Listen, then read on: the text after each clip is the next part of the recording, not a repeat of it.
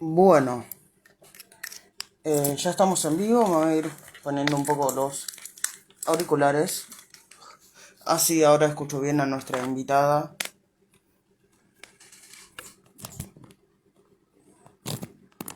Que se va a sumar ahora en unos minutitos.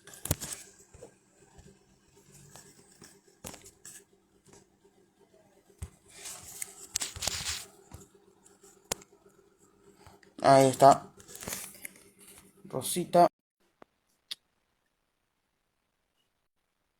Sí, a ver si me deja sumarla. Ahí.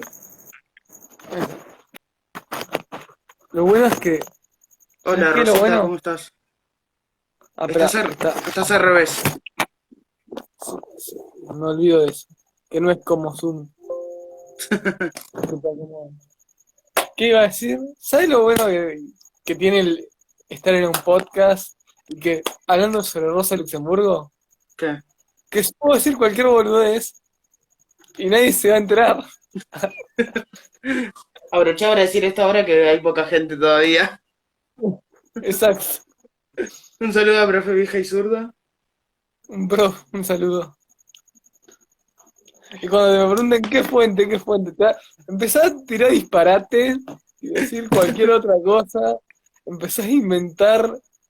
Decís que aprendiste polaco, no sé, en algún barrio desconocido en medio de una provincia de... Te escucho cortada. Ahí. Uh, qué garrón. Ahora, Ahí va mejor. ay Dios. Y así, Y yo tengo una otra buena noticia. incuestionable. Es como Dios te da los conocimientos que te llegan directamente. Ujú. No necesitas fuentes. Sos la fuente en sí Ah, mismo. Un saludo a Memes exacto. Bolcheviques, que ahí está. Em, O sea, bien. que iba a decir, no vamos a tener que reconectar porque Instagram alargó la duración de los vivos hasta 4 horas. No vamos a estar 4 horas igual, pero espero. No, No me tenemos va a que dar ver la este batería. y otro, ¿no? ¿Cómo? O este, el Cefinit. Eso lo decís vos porque sos la que tiene ahí el programa. Yo creo Sos que la que no da los mañana hacerlo conocimientos. más cortito a este, cosa de hacer otro ya en 2 semanas si querés. Por mí estaría en 2 semanas. Sí, en 2 semanas perfecto porque la semana que viene tenemos vivo con Lucas Nivovich. Vuelve Ujú. Historia del Comunismo Argentino en su cuarta entrega. Así que en 2 semanas estaría bueno para hacer un último de cierre. Porque quería no abarcar lo que es la acumulación de capital, o sea, apenas tocarla un poco, las primeras partes de lo que es la acumulación de capital. eh, y en este vivo, y después en el siguiente vivo ya ahí tocarlo más y hablar de algunas cosas que podrían haber quedado ahí. Perfecto, perfecto. Y entonces en este video, ¿qué vamos a tocar? ¿Qué temas Eh, vas ¿Qué vamos a a tocar? hablarme? Bueno, todo el tema de la huelga de masas, los debates sobre el reformismo, el tema de la reproducción, el tema de la cuestión nacional, eh, y bueno, todo lo que es la cuestión nacional también abarca lo que es la autonomía y de la centralización. Espectacular. Bueno, ya somos bastante, creo que podemos ir empezando. Somos 9, está bien. Como para ir arrancando, que después se van sumando. En general, cuando lo ve más gente es cuando se resube. En el resubido ahí. Hemos llegado a 175 vistas en el resubido. Namaste. ¿No? Bueno, así que si querés ir arrancando. Bueno, iba a terminar un poco con lo que era Luxemburgo y algunas cuestiones de la revolución rusa que había quedado ahí. No sé si había llegado a hablar de que Luxemburgo no es que decía que los bolcheviques malos le pegan con el palo a la gente, sino que decía que básicamente está en medio de una guerra, loco. O sea, medio que van a tener que imponer cierta autoridad. Claro. Después que sos totalmente crítica de lo que fue el pacto Brestov, no me acuerdo el nombre, pero el pacto que hicieron en Alemania para salirse de la guerra, donde tuvieron que perder grandes partes del territorio. Porque ella era crítica de esto, bueno, porque ella creía y percibía que eso que iba a terminar, bueno, iba a terminar en que todos los países que se iban a ir no iban a poder participar, los proletarios, que en algunos sectores, como por ejemplo eran Estonia, los países del Báltico, generalmente tenían un proletariado bastante activo. Polonia también tenía una gran potencia industrial, y todo ese proletariado, toda esa masa proletaria, no iba a poder participar directamente de la revolución bolchevique, iban a estar quedados aislados, y muchas veces iban a actuar de forma reaccionaria, por el hecho de que ahora estaban configurados en otro ámbito nacional. Que básicamente lo que pasó, porque tuvimos todas las guerras, por ejemplo, con Polonia, con Estonia y Ucrania, entre los bolcheviques y en la guerra civil. Y bueno, eso era una de las críticas, pero está más coyuntural, porque la mayor crítica a Lenin era el tema de la liberación nacional, pero bueno, eso ya lo vamos a tocar. Después el tema del centralismo democrático, no es que ella creía que el centralismo democrático malo porque democracia viva, no. Ella creía que básicamente si vos tenías una opinión o decías algo que estaba más de acuerdo a lo que era el materialismo histórico, o sea, que te da un análisis correcto, debía ser priorizado sobre cualquier decisión democrática que pueda decidir tu partido, que esa era la decisión correcta, porque era un análisis verdadero, tiene un gramo de verdad. En cambio, por más que vos votes, muchas veces, la gente votó a Macri, ya está, lo destruyó a Lenin con eso.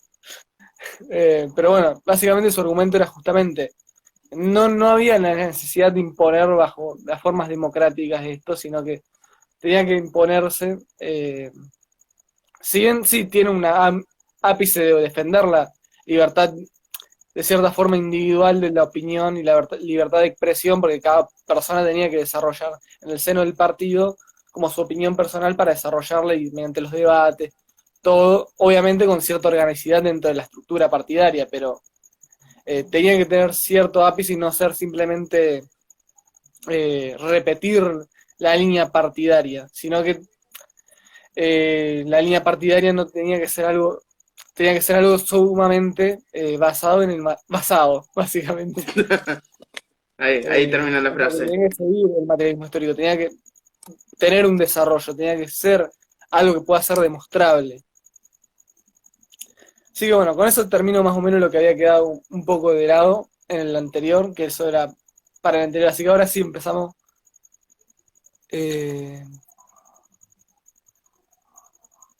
Comentarios raros. Sí, pasemos de largo los comentarios. Que sigan comentando porque se supone que eso activa el algoritmo y no sé qué mierda. Sí. Así que comenten todo lo cualquier boludez, pero comenten. Dentro lo veo el contexto del vivo mejor y no descontextualizado. Por favor. Detalles. Un saludo a Curioso Revolucionario y a Fran. Uno de sus primeros temas que debatió mucho, que esto lo mencioné mucho en el video anterior, que es el tema de la cuestión nacional.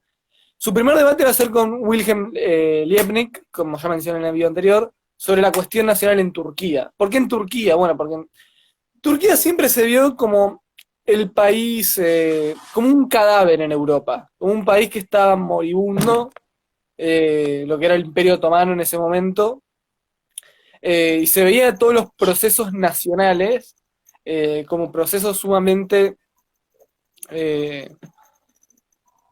que tenían cierto potencial de desarrollar la industria. Sí, a pesar del contexto del Imperio Otomano, generalmente el Imperio Otomano era medio ignorado dentro de lo que es la Europa, porque el hecho de que estaba siempre la figura de la Rusia zarista y absolutista, y un montón de marxistas, incluso Marx mismo, hablaban del despotismo del zar, y también hubo mucho apoyo, sobre todo en Segunda Internacional, sobre los movimientos de liberación nacional dentro de lo que era Rusia. Eh, lo cual para Rosa de Luxemburgo no tenía mucho sentido, porque para ella Rusia no representaba un país con gran atraso, sino que representaba un país que, si bien había llegado más tarde a la escena política y económica de Europa, estaba teniendo un desarrollo capitalista que no había, que no imponía limitaciones al desarrollo de las fuerzas productivas en las distintas nacionalidades que estaba ocupando. En el caso de Rosa Luxemburgo, ella analiza lo que es Polonia. Ella se pone a ver a quién beneficia realmente la liberación nacional de este país. ¿Le beneficia a la burguesía? Ella hace el análisis y se da cuenta, bueno, eh, la burguesía polaca generalmente intercambia le compra los granos a Rusia, vende sus mercancías a Rusia, gran parte de su industria y de la mano de obra sumamente barata la consigue en Rusia, tiene muchos, compran tierras en Rusia, tienen empleados en Rusia, entonces la burguesía no tenía cierta conveniencia de poder hacer un movimiento de liberación nacional, estaba mejor en Rusia, desarrollándose ahí porque, bueno, sobre todo después del periodo 1850-1860, Polonia empieza a desarrollar fuertemente la industria, porque Polonia, a diferencia de, por ejemplo, Alemania, no tenía lo que se llamaba en su momento lo que era la industria, no tenía muy poca industria urbana y también tenía muy poca, y dependía más que nada de lo que es la industria domiciliaria. La industria domiciliaria, ¿qué era? Eran pequeños, eran como una especie de campesinos asalariados, donde venía un burgués a sus casas, les daba los materiales, para que y alguna maquinaria a veces, o a veces ni siquiera, a veces lo único que hacían era producir, se lo vendían el producto al burgués y el burgués lo vendía en el mercado. O sea, era una especie de trabajo asalariado, pero no estaban dentro de una fábrica, sino que justamente era domiciliario. Eso es como una protoindustria que fue sumamente fuerte en Alemania y también lo era en Polonia.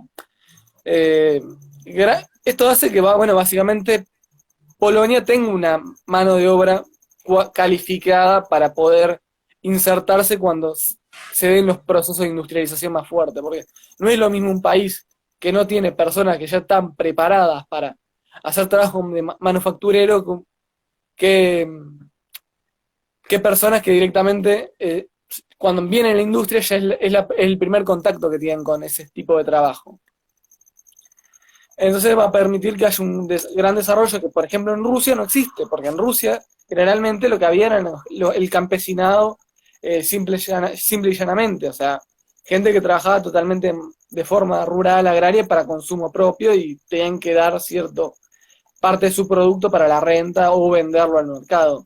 Pero no había un trabajo manufacturero más complejo, un artesanado, en lo que es las zonas rurales. Eso ya era más en Polonia y otras partes si bien de Europa del Este, más cerca de lo que es, ya más en la zona europea, no tanto en la zona euroasiática de la Rusia tradicional. Entonces, obviamente va a generar cierta disparidad en lo que es el desarrollo industrial entre Rusia madre, la Rusia zarista y los distintos nacionalidades.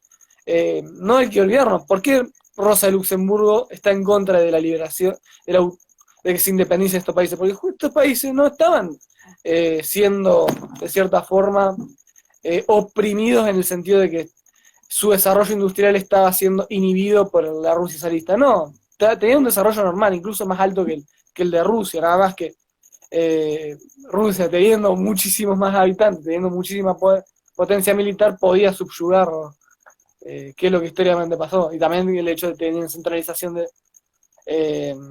al ser una monarquía absolutista, tenían la centralización de lo que es los tributos, etcétera, que permitía mantener eso. Entonces, para ella, Rusia no era esta visión de país atrasado, no. Iba a haber eventualmente, a lo mejor, un movimiento, sobre todo de índole proletario, que se estaba desarrollando, de que iba a sacar al zar, eventualmente. Igual ella era más conservadora que Lenin, como ya la mencioné la otra vez, en el sentido de que ella no veía que este movimiento proletario tenga su enfoque en llegar al socialismo, sino que más, si bien era un partido propiamente proletario, y no había esta idea de alianza de clases con las burguesías y un desarrollo de una dictadura burguesa, como los mencheviques y otros que buscaban el desarrollo. Por eso siempre se posicionó más del lado de los bolcheviques. No había esta idea de que esto iba a ser un movimiento hacia el socialismo, sino que iba a ser un movimiento que destrone al zar y pueda liberar las fuerzas productivas de la Rusia. Entonces, para contrastar con esto estaba lo que es el Imperio Otomano que ya mencioné. Que el Imperio Otomano era un imperio que estaba sumamente metido en crisis, había perdido varias guerras, incluso en las guerras que ganó, como por ejemplo la guerra de Crimea, le había ido bastante mal y había sido necesitado el apoyo de las tropas tanto inglesas como francesas y de otras potencias para poder mantener su desarrollo, su nación firme y no perder sus territorios. Muchos territorios ya se habían desprendido, por ejemplo Grecia en 1812, después Serbia se había independizado. Entonces era un imperio que estaba cada vez en momento de colapso. Había habido la revolución de los jóvenes turcos, estaban en un proceso de caída. Y esto significaba que los países que estaban subyugados, como por ejemplo Armenia, Siria, Palestina, etcétera, tenían de cierta forma incapacitado la potencialidad de desarrollarse. Por eso, para Rosa Luxemburgo, este debía ser el caso que había que estudiar y analizar para si se buscaba una especie de movimiento de liberación nacional que logre el desarrollo y que futuramente tenga una idea hacia el socialismo. Porque Rusia estaba bien dentro de todo, o sea, estaba bien en el sentido de que se está desarrollando. Había que esperar las condiciones y que se desarrolle el movimiento proletario que iba a hacer los cambios. Y eso fue uno de sus primeros debates. Entonces ya se ve, por ejemplo, este énfasis en, bueno, no es solamente un análisis de las condiciones materiales, sino es en sí, si va a tener un carácter progresivo o va a tener un carácter regresivo este movimiento de liberación nacional. Porque ella veía, por ejemplo, a quién le convenía más el desarrollo, la liberación nacional de los pequeños países que estaban subyugados por Rusia, para la pequeña burguesía, que es la burguesía básicamente perdedora, o sea, la burguesía que tiene menos desarrollo, que tiene menos capacidad de desarrollar las fuerzas productivas, porque ellos que mueven menos capital. No es lo mismo, si vos mueves mucho más capital, podés invertir mucho más capital en desarrollar industria, en desarrollar maquinaria, etcétera. Por eso justamente la dictadura del proletariado, que justamente la centralización absoluta, al tener todo el capital centralizado absolutamente en manos del Estado o del proletariado, que es básicamente lo mismo, porque no hay clases, si está todo centralizado en el Estado, al mover tanto capital que los capitalistas independientes no podrían mover, puede desarrollarse mucho más y llegar hasta las últimas consecuencias del capitalismo, cosa que no puede pasar si no se centraliza de forma absoluta ese capital.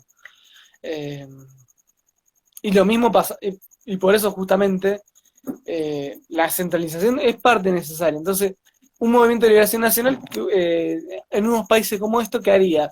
Descentralizar aún más el capital y sería como una especie de destrucción de las fuerzas productivas. O sea, un caso, por ejemplo, histórico, de que pasa bien esto y está bien marcado esto, es el caso de la caída de la Unión Soviética.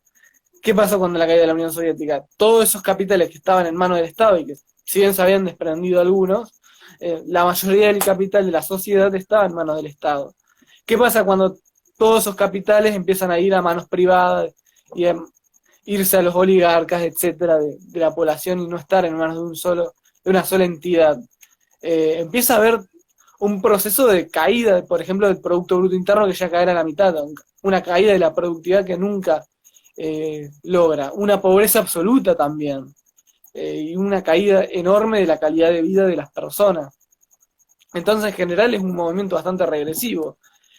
Incluso en los países donde hubo una revolución de índole donde tuvo que haber alianzas en cierta manera, como por ejemplo la Revolución Cubana, que si bien que se apoyó mucho en la pequeña burguesía y también en el proletariado, hubo una gran centralización del capital, no es que no hubo.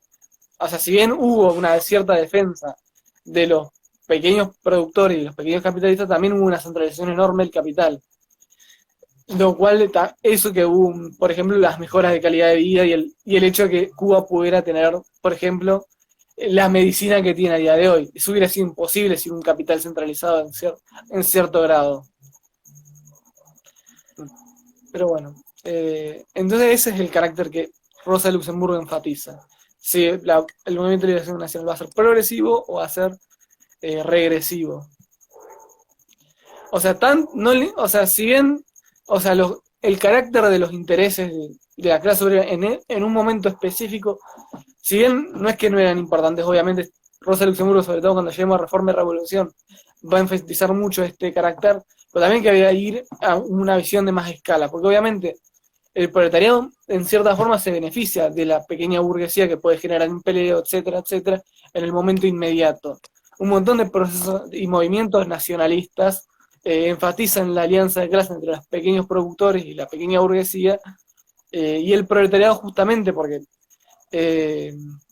la pequeña burguesía no produce para agentes externos, produce justamente para al interior del país y los medios de consumo para el proletariado, entonces necesariamente muchas veces van a coincidir sus intereses. Pero había que ir más allá y pensar, bueno, pero si el proletariado se mueve a favor de los intereses de la pequeña burguesía, esto va a generar, en un movimiento de esencia, esto va a generar un retroceso de los procesos de centralización del capital que ya estaban pasando. Esto va a tener un carácter regresivo. Entonces, realmente, si queremos el socialismo, ¿nos conviene actuar de esa forma o nos conviene actuar de otra forma que podría beneficiar a la clase obrera en su interés inmediato y a su vez contribuir al objetivo final, que es el socialismo, obviamente? Y bueno, no sé si hay alguna pregunta. Por mi parte, no. No sé si entre los que están viendo hay alguna pregunta.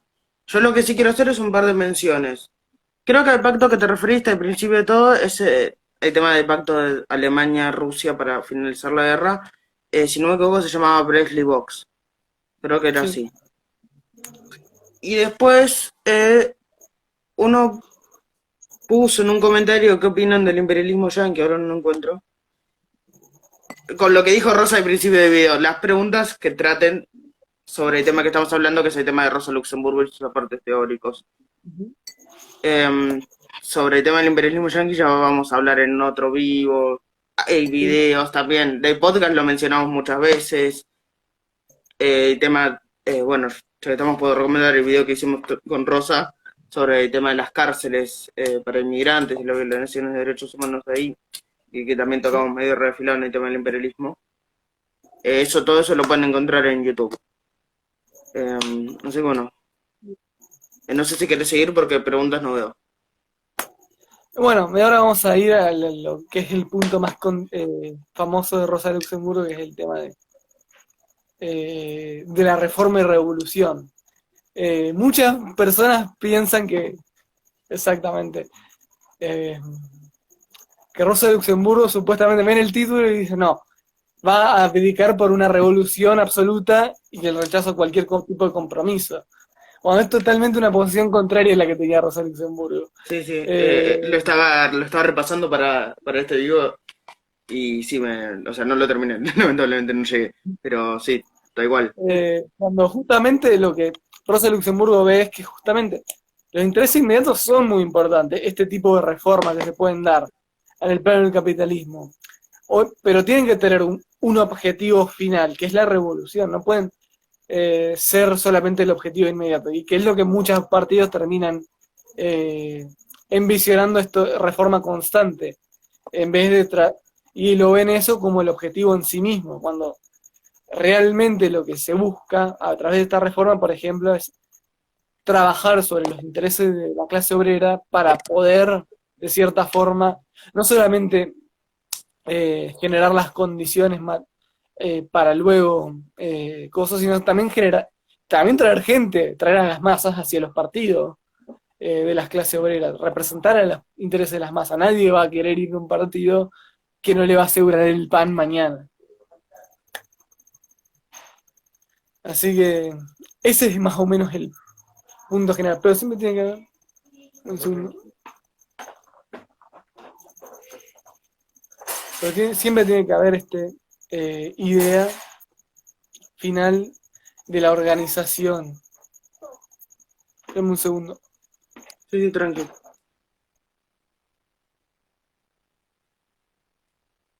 Me parece que se va a cambiar de lugar por el tema de ruido, pero acá me dejó solito. Bueno, si esto que dice Fran, si quieren saber qué pensamos, escuchen nuestro podcast, que creo que ya se puede ir adelantando, que en poco tiempo vuelve. Dale, Rosa, tranquila, tranqui. Ah, ahí está. Bueno, el podcast está en YouTube, está en Spotify, está en Google Podcast, está en Anchor.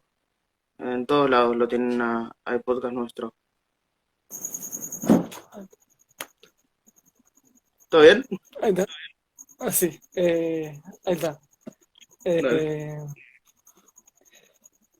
Entonces, no solamente tiene que haber este interés inmediato, sino que tiene que haber una clase obrera que pueda identificarse no solamente con el partido, sino crear el partido.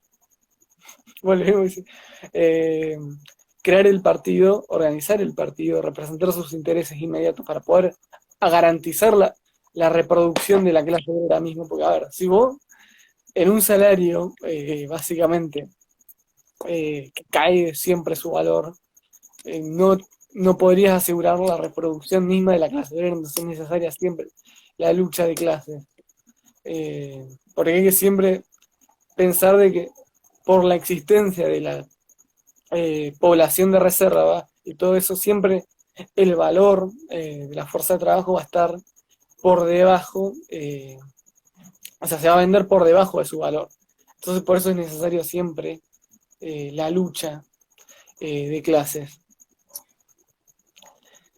¿Qué recomendarías para iniciarse rápidamente en Rosa? Eso lo voy a mencionar ya en un segundo, cuando termine de cosas. Dale, perfecto, dale.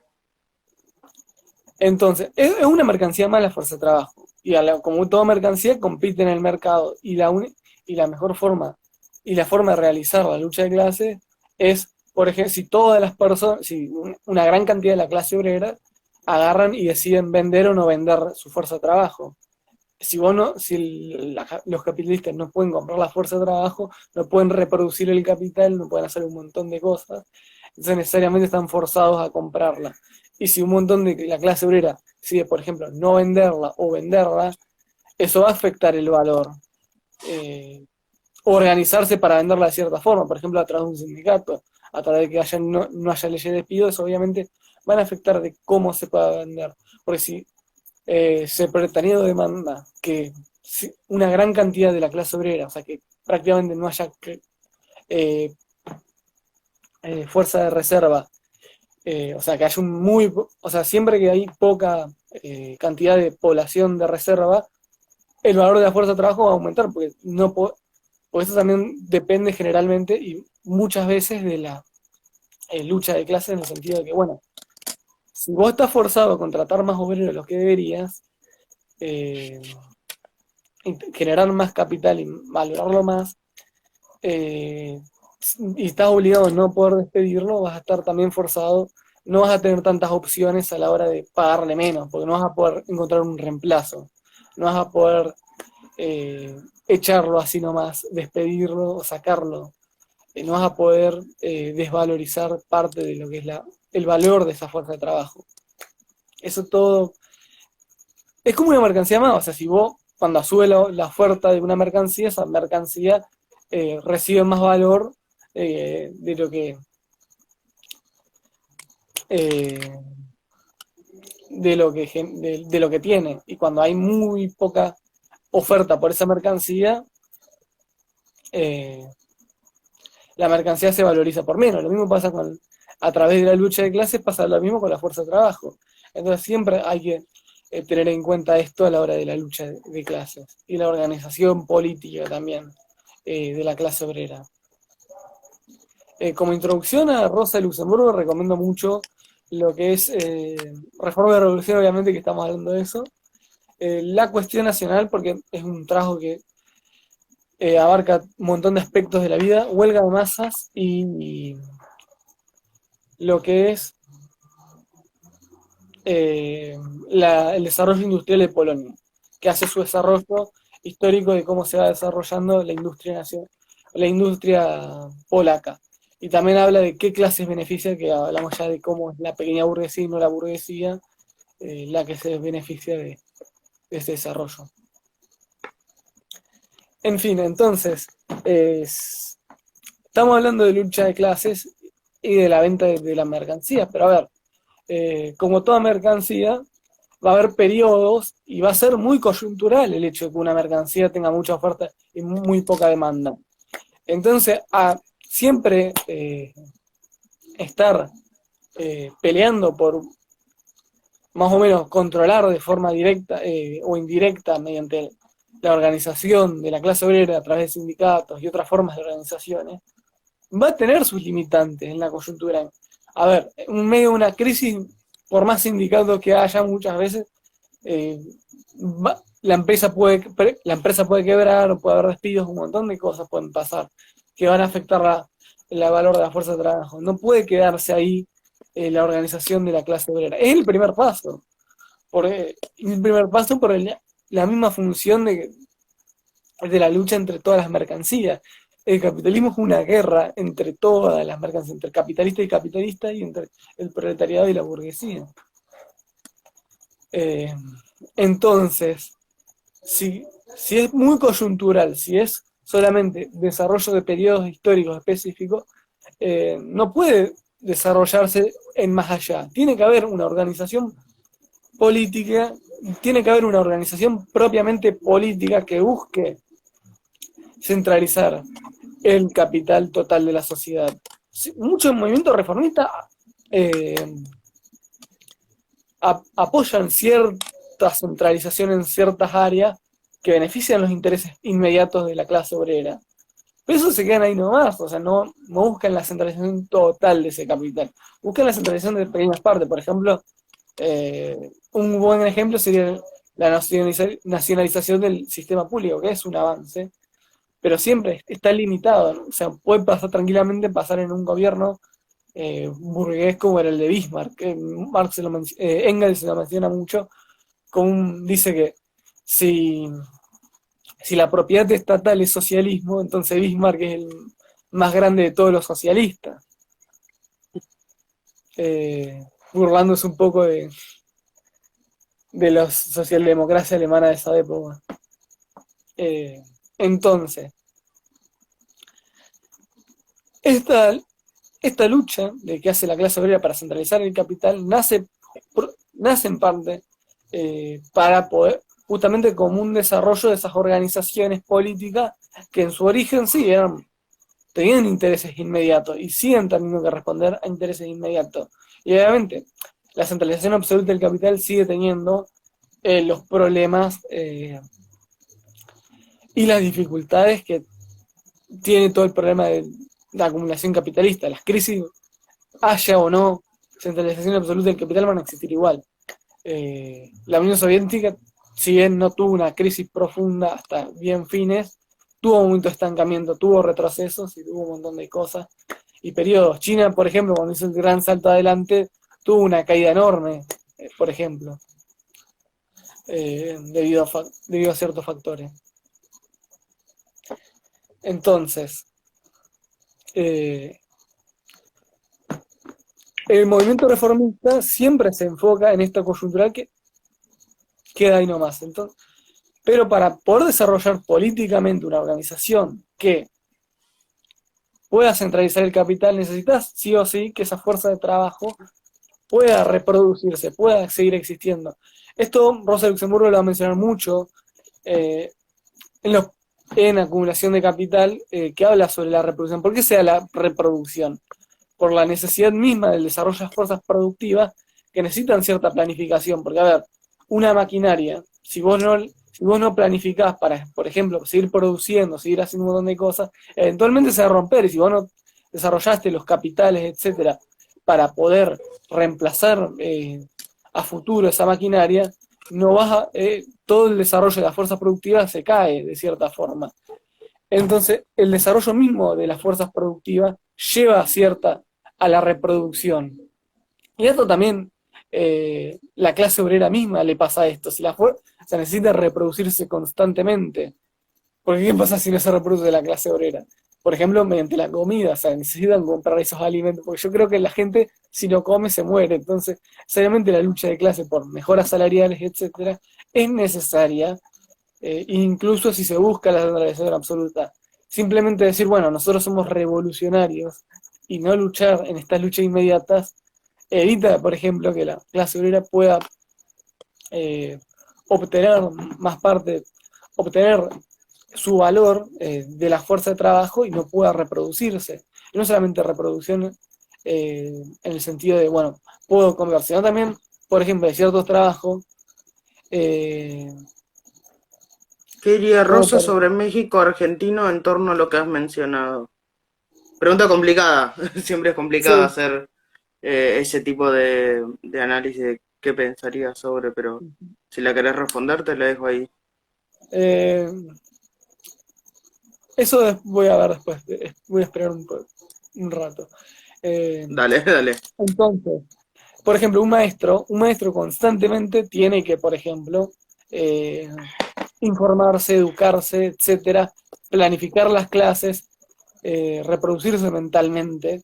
No es solamente el hecho de, si está trabajando todo el día, por ejemplo, un profesor, no podría hacer clases, no podría hacer un montón de cosas, entonces necesariamente necesitan tiempo libre, necesitan un montón de cosas que les permite ese desarrollo. Si no pueden vender su fuerte trabajo y necesitan trabajar más tiempo, trabajar un montón de cosas, simplemente no se podrían reproducir como profesores, porque simplemente no tendrían el tiempo para hacerlo.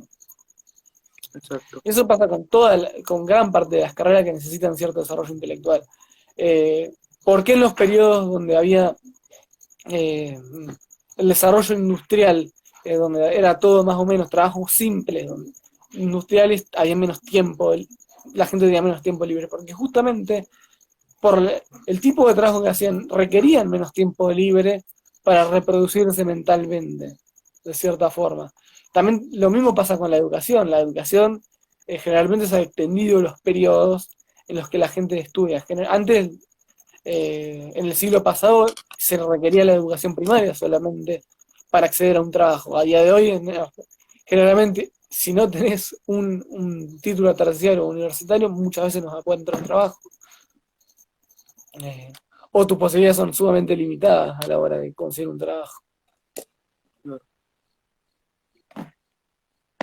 Sí, se te limita a los típicos trabajos de fuerza, se podría decir. Entonces, si bien es muy lindo hablar de revolución, si vos no podés reproducir la clase obrera que tiene que poder pelear por sí misma, la clase obrera simplemente no va a ver sus intereses reflejados en tu organización partidaria, ni tampoco va a poder cosas. Pero, y bueno, acá viene el problema de cómo se puede generar una organización que vaya más allá del inmediato, y de lo que Lenin, por ejemplo, habla del economicismo de los sindicatos, que puedan Te estaba organizarse por, políticamente.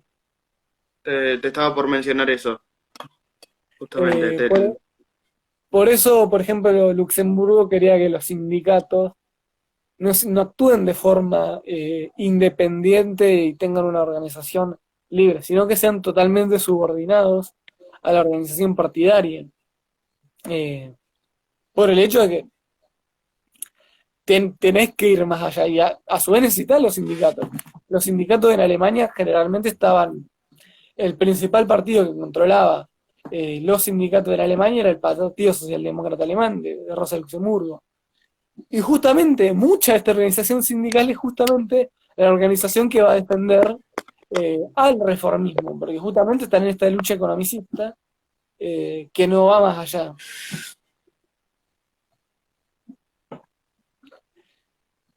Y bueno, y ahí viene todo el tema también en su lucha contra los sindicatos, del tema de Luxemburgo de la huelga de masas, que ahora vamos a introducirla. La huelga de masas para Luxemburgo era algo que se daba de manera espontánea. Vos no podías apretar un botón así y la huelga de masas aparecía. Millones de personas se levantaban en un 17 de octubre.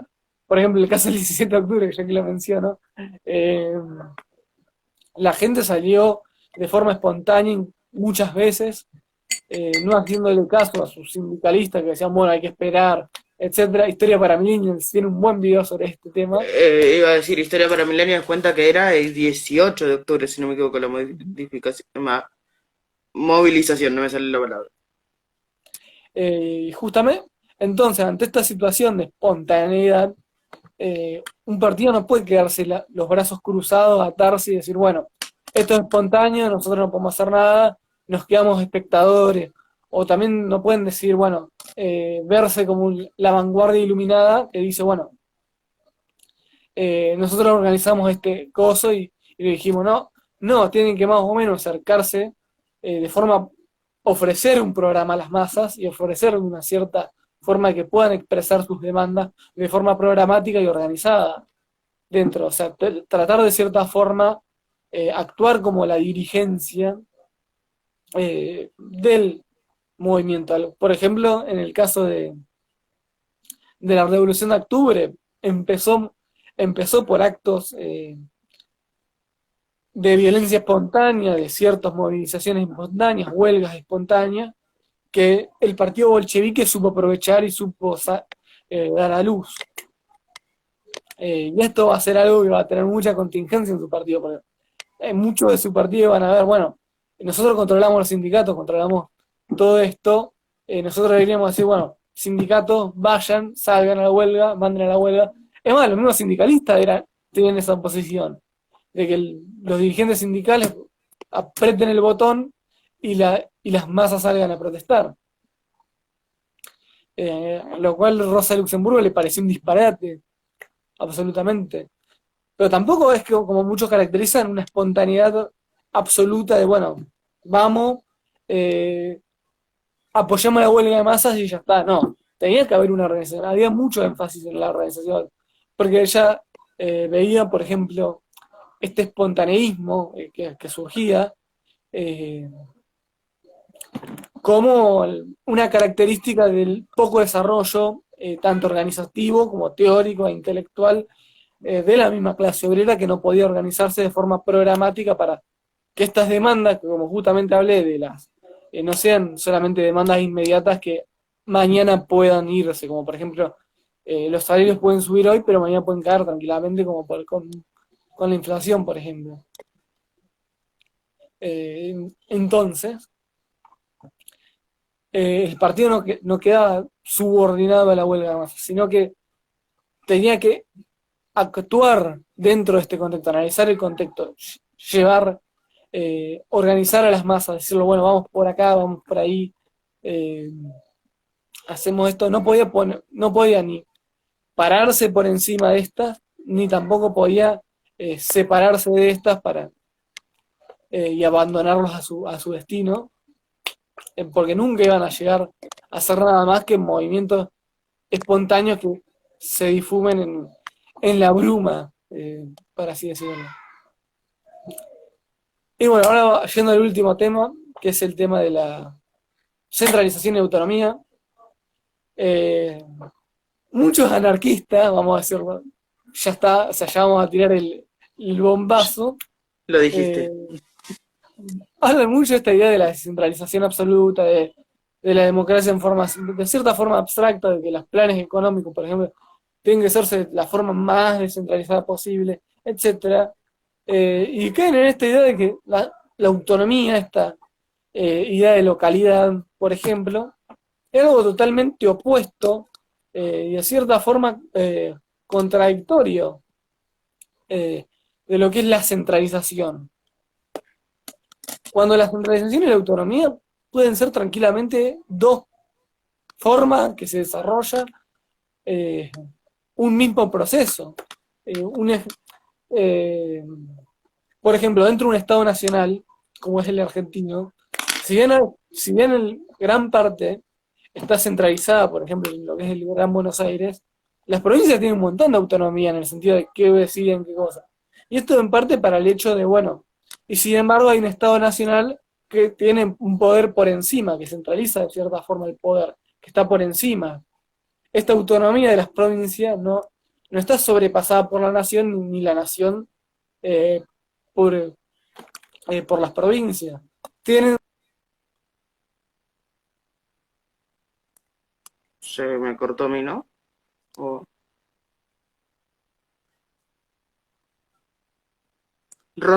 Rosas, si podés volver un minutito atrás que se cortó un poco. Uh, bueno, lo que está diciendo es que, por ejemplo, el Estado Nacional, las decisiones que hace, si bien afectan a toda la nación y afectan a las provincias, la, las provincias tienen a la hora de elección local, toma de decisiones, no están sobrepuestas. Son distintos rangos a la hora de tomar decisiones y a la hora de organizarse, de- a la hora de tomar decisiones.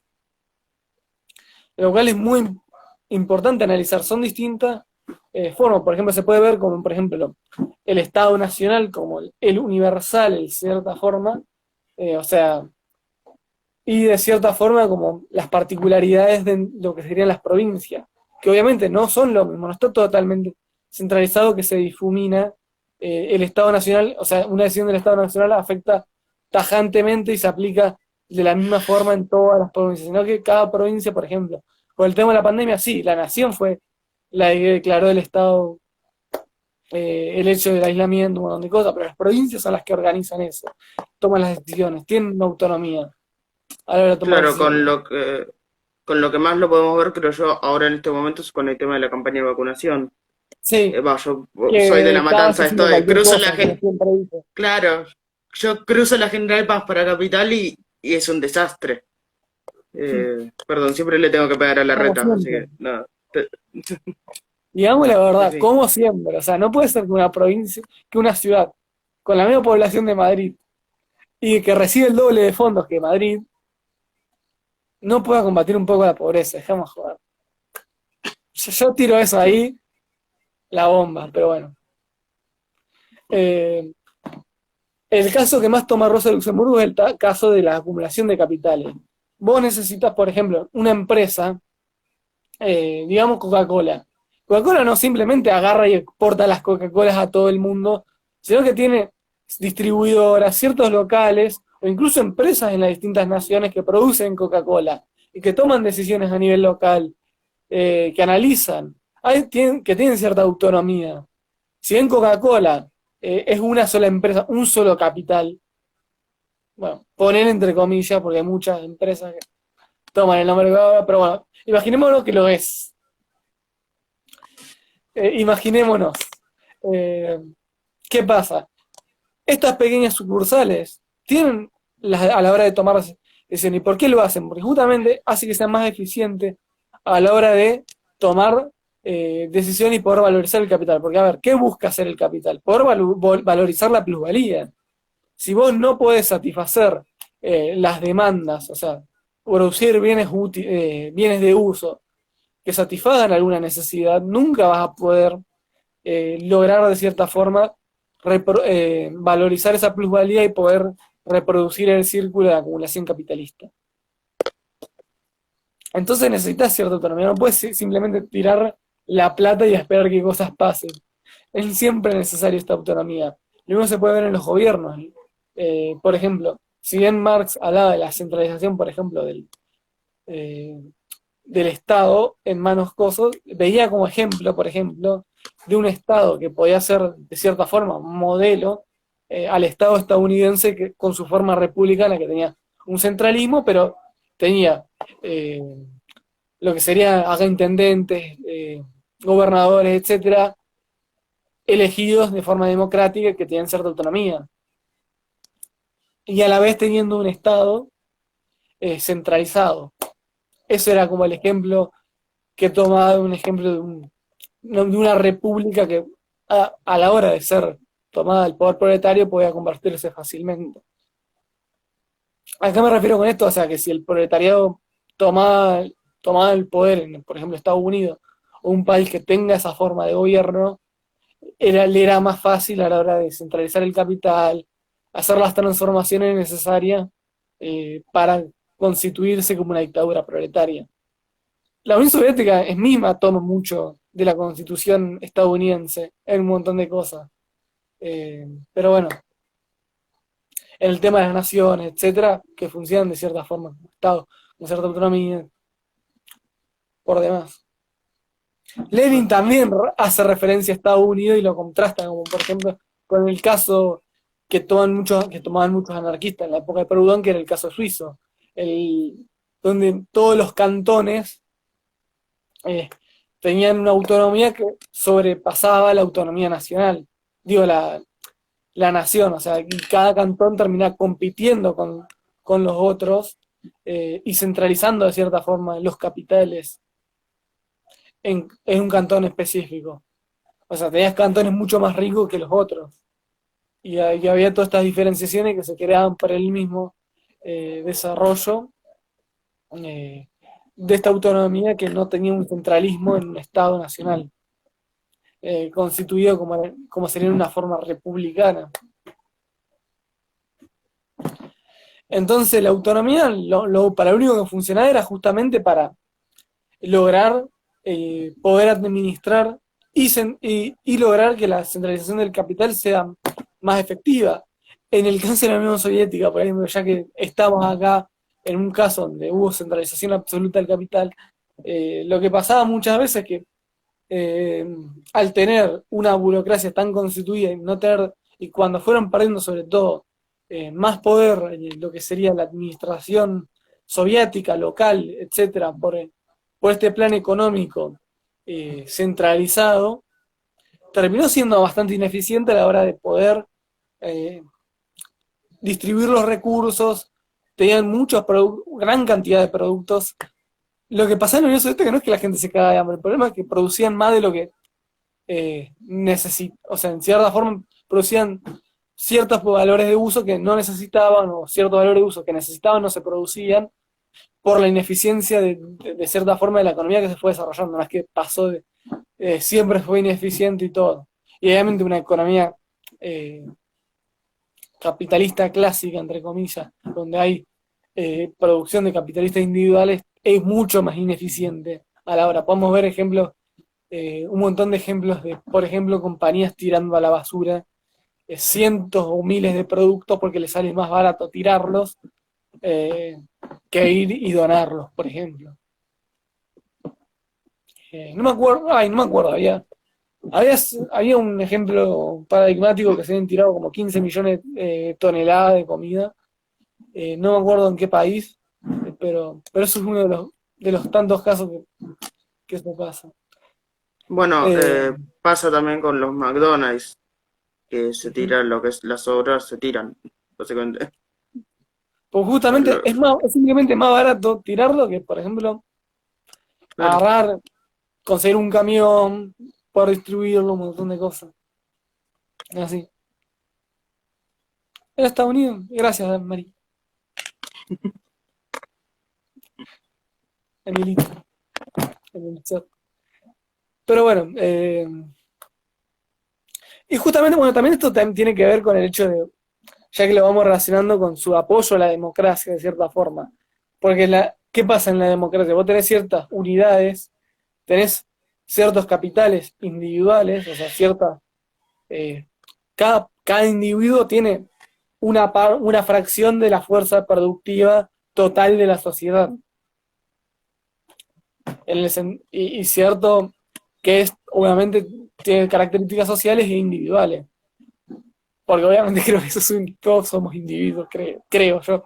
Pero también tenemos cierto desarrollo, tanto mental, tanto en nuestro desarrollo mental, que nos desarrollan nuestras fuerzas productivas, como las maquinarias que usamos, están totalmente, son algo social. Y obviamente también pertenecen a lo que es el conjunto, al capital, a lo que Rosa de Luxemburgo habla del capital total de la sociedad.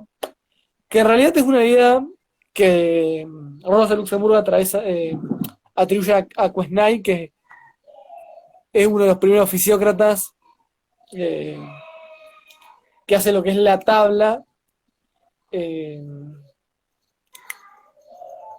bueno, acá sube haciendo una tabla donde dice, bueno, para Quesnay, una tabla donde se dice dónde se aloca y se distribuye todo lo que es el trabajo producido en lo que es en el campo, porque para él el campo era la única industria que producía ganancia y que producía renta, que se desarrollaba, y que todas las demás industrias producía, se tomaban una fracción de lo que se producía en el campo.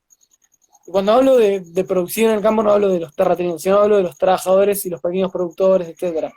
Para él la clase terrateniente era como una clase secundaria, si no terciaria, como por ejemplo los agricultores, etcétera, etcétera. No, los agricultores no, los artesanos, capitalistas, etcétera. La clase principal, la única clase que generaba riqueza era la clase campesina, los asalariados del campo, etcétera. Entonces, había un capital social de la sociedad que era distribuido entre todos los individuos y lo producían ciertos individuos y se alocaba y se organizaba entre toda la sociedad para poder producir, para poder generar más riqueza y producto. Porque sin este capital generado en el campo no se podía desarrollar las artesanías, no se podía desarrollar las riquezas culturales, etc. Lo mismo, me perdí un poco, pero lo mismo pasa a ver, ¿con qué se relaciona con esto en la democracia? Bueno, cada uno, siendo representante individual de sus fuerzas productivas, tiene que representar su fuerza de trabajo, sus intereses individuales, para poder reproducir su fuerza de trabajo, de forma, o sea, la forma política que eso toma, la representación de tu mercancía, es la forma democrática. Entonces, por eso toma un rol tan importante la democracia muchas veces en los textos de Rosa Luxemburgo. Porque vos necesitas, además también el hecho de que, bueno, con la democracia no solamente puedes representar mejor tus intereses para la hora de reproducir tu fuerza de trabajo, sino que también, me paré un poquito,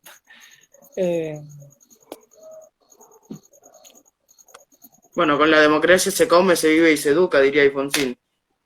o sea, sí, esa es en parte la idea.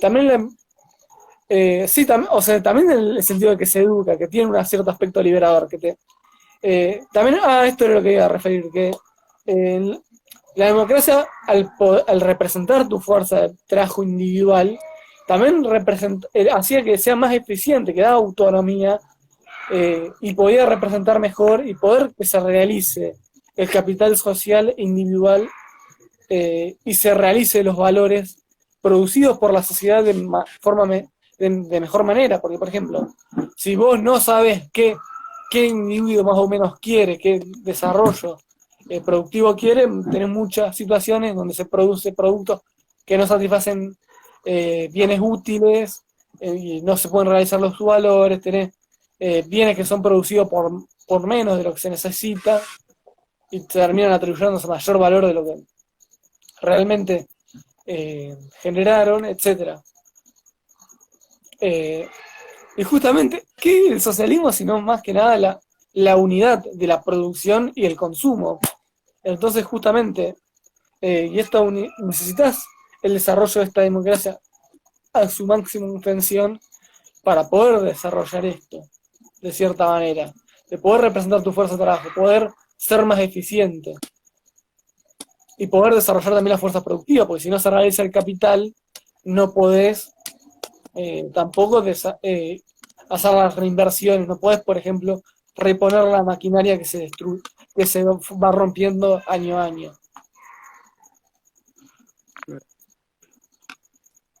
¿Hay alguna duda o algo? No, por mi parte no, clarísimo, la verdad. Yo no tengo ninguna pregunta para hacer. No sé si los que están mirando de vivo tienen alguna pregunta.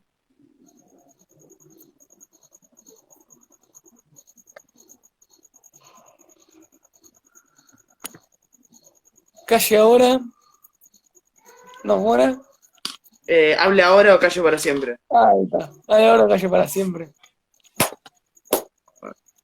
En definitiva. Y nunca olvidar, bueno, ya que vamos terminando la charla. Ahí hay una. Mira, dijiste eso y ahí hablaron. Ahí está. Igual puso la pregunta después de que dijiste o callo para siempre, así que no sé si la debería leer. ¿Puede ser el dinero y la ganancia? Puede ser el dinero, la ganancia, la forma democrática en la que se desarrolla la economía capitalista. De cierta parte sí, de cierta forma no. Porque el dinero termina siendo una mercancía más que puede o no. Como también, no solamente como lo veían los Adam Smith y Ricardo, solamente un medio de circulación, sino también un medio de pago. Y al igual que cualquier mercancía que es un medio de pago, puede no realizarse a la hora del mercado, o puede pasar todos los que es los aspectos inflacionarios. Eh, es sí la forma universal, entonces sí, de cierta forma la distribución del dinero da cierta eh, desarrollo democrático, en el sentido de que podés, o sea, vos como proletariado, si no tenés dinero no podés comprar mercancía. Creo yo, no sé, o sea, a mí me cobran con dinero la- los locales, pero bueno. Entonces una distribución de dinero también afecta a la hora de la realización de las mercancías y a la hora de cierta forma democratizar. Pero eso, bueno, eh, no es tanto el punto, sino que más es la poder representación de cosas. Y además hay que acordarnos, el dinero, a día de hoy sobre todo, eh, está manufacturado por el Estado, por los bancos centrales de los distintos países, entonces en la realización o no, la forma que puedan representar valor o no, eh, depende del Estado, que bueno, al Estado, al no ser, no tener la centralización absoluta del capital de la sociedad, eh, termina siendo una especie de capitalista más, que si bien representa los intereses del conjunto total del capital social, termina en parte no teniendo los mismos problemas que, por ejemplo, el obrero a la hora de realizar los valores que produce. Por ejemplo, si todo el dinero que imprime mañana Argentina para la circulación termina siendo guardado, estoqueado, no va a haber una inflación, no va a haber nada, porque el dinero quedó fuera de la circulación, quedó fuera del proceso de valorización. Y mañana puede tranquilamente circular libremente, desvalorizarse y caer el valor del dinero. Pero eso en parte depende del Estado, no hay una realización democrática de eso, ni una decisión a la hora de los distintos productores individuales del dinero. Sí a la hora de los medios de pago, los medios de cosas, pero también eso está involucrado eh, tanto el Estado, que es el que, y más que el Estado, el Banco Central, porque hay muchos países que el Estado no controla el Banco Central o que tiene cierta independencia el Banco Central del Estado. Así que bueno, no sé si eso respondió a tu pregunta o no. Y ahora nos contestará si respondió o no su Hablar. pregunta. Igual Quiero mandar, me genera ciertas dudas lo que te respondí. Es, o sea, es lo que más eh, dudas me genera. bueno, dos cosas quiero Amiguita, mencionar. Eh, bueno, primero mandar un saludo a los camaradas de Acción Proletaria de Puente Alto, en Chile. Y bueno, aprovechando este mensaje que mandó Juan Club, eh, después se va a resubir tanto a Instagram y si me pongo las pilas y me dan los tiempos, lo subo también a YouTube la semana que viene. La idea es que a YouTube suba también los que hicimos la otra vez, así que, bueno, sí, se irán subiendo en la semana.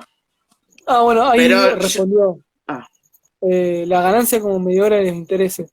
Sí, pero a ver, la ganancia se termina de cierta forma redistribuyendo, entonces la forma en la que se redistribuye también va a estar mediada, ¿no? Y no es tanto democrática, por el hecho de que muchas veces la ganancia no es o sea, la ganancia primero que nada parte de la clase obrera misma, y si bien puede utilizarse para, de cierta forma, eh, desarrollar las fuerzas productivas que es necesario al excedente, no necesariamente esto va a responder los intereses de la clase obrera. Pero sí, la ganancia, dependiendo cómo esté distribuida por el capital general de la sociedad, cómo se vaya distribuyendo la sociedad, puede estar afectado democráticamente. Esto no significa que la democracia es una forma liberadora ni nada, sino que es una forma en lo que cada mercancía de la fuerza de trabajo, los intereses de los terratenientes para obtener más parte de la plusvalía que producen los trabajadores o los capitalistas para poder realizar. En el caso de Argentina, por ejemplo, los capitalistas dependen mucho de las rentas de la tierra que se produce en el sector agrario y a la hora de su representación política siempre van a buscar de cierta forma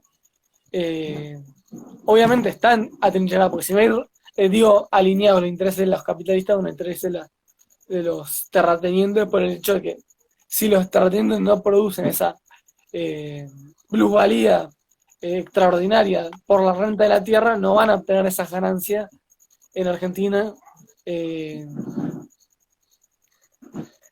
los capitalistas. Siempre, generalmente, por ejemplo, cuando hay grandes periodos de desarrollo, son los periodos donde justamente los valores de los productos agrarios suben de precio en el mercado mundial y Argentina puede beneficiarse de la renta obtenida y se distribuye entre las distintas clases esta ganancia. Entonces, justamente la democracia es una forma política donde se distribuye esa ganancia entre las distintas clases. No sé si eso te ayudó o te respondió de cierta forma o complementó lo que vos dijiste. Pero sí, la renta, tanto en intereses como por ejemplo que los capitalistas bancarios y financieros, el desarrollo de los intereses salen justamente de la apropiación de parte de la plusvalía. Entonces su representación política va a tratar de, por ejemplo, de que pueda obtener la mayor cantidad de intereses posible y apropiarse de la mayor parte de la plusvalía generado por el proletariado en las industrias y en los distintos otros sectores, apropiarse de la ganancia, de cierta forma. No sé si te respondió algo o te ayudó. Ahí, Si puedes comentar. ahí a ver si nos comenta María Daniel era, ¿no? Sí, María Sí. Sofía, bueno, casi. Me confundí el segundo nombre. Bueno, si hay otra pregunta también la pueden ir haciendo. Dijiste el tema del próximo vivo que va a ser dentro de 2 semanas era acumulación de capital, ¿era? La acumulación de capital y algunas cosas que me pueden haber quedado. Perfecto. Bueno, Bueno, no sé si querés agregar algo más. yo por mí estoy bien. A menos que Daniela comente. Le vamos a dar Bueno, 5 segundos. ¿No? le damos unos segunditos ahí a Daniel a ver si comenta. Y si no, vamos cerrando acá el vivo. Que como ya dije, se va a subir a Instagram ahora y rompí la lapicera. Y se va a subir la semana que viene a YouTube. Lo que más me genera duda, y lo único que, sinceramente, es el tema del dinero y la democracia. Esa pregunta fue como bastante interesante. Sí, Sí, que a la lo verdad mejor, que sí. si puedo, o sea, a lo mejor si me entran dudas, Ahí contestó. Sí, la renta se distribuye entre los miembros de la sociedad. Por ejemplo, una alícuota o la exportación. sí. O sea, básicamente, ya creo que no hay más nada que aportar a esto. Gracias, Daniela, y a todos por ver. Exactamente. Gracias Gracias a a todos. Perón por darnos la vida. Y a Y Maradona que nos protege desde el cielo. exactamente. Viva Lenin, viva. Y bueno, hasta dentro de 2 semanas. Dentro de 2 semanas, conmigo nos vemos la semana que viene. Conmigo y con Lucas Nigodevich, que vamos a estar con Historia del Comunismo Argentino. La parte 4, tienen las 3 partes anteriores, tanto en Instagram como en YouTube. Y nada más por decir yo. Bueno, muchas gracias Rosa de nuevo por, A usted por por darme este bañarnos espacio. en tu... Gracias a vos por bañarnos en tu sabiduría. Hasta Bueno, la nos próxima. vemos. Sigan basado, gente.